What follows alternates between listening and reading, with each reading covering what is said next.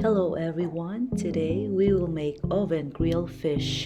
At wala nang paligoy-ligoy pa, tayo na sa video. Kilitan ang isda na may lalim hanggang buto pero huwag i-damage ang buto. Nakakagigil dahil ang purol ng kutsilyo ko eh. Pero anyway, mahihiwa din kita.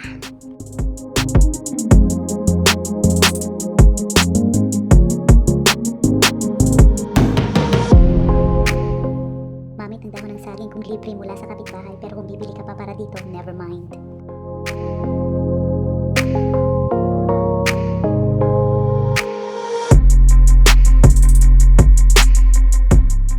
Para magkalasa ang buhay, asinan ang isda.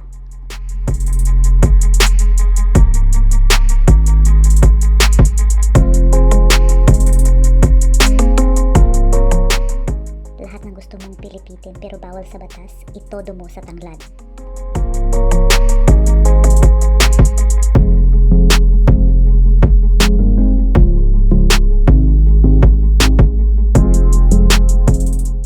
This paste is left over from my stuffed shrimp recipe. If you want to check it out, link is in the description box below.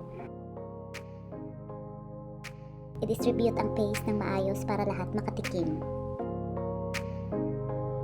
Shoutout nga pala sa lahat ng nanonood sa aking mga videos at nagla-like at nagko-comment. Salamat po sa inyong lahat. Na-appreciate ko kayong lahat, guys.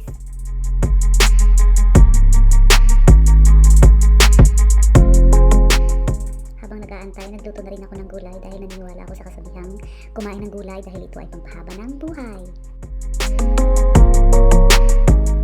Yay! Luto na! Alam nyo na ang kasunod niyan, guys! Chibog na!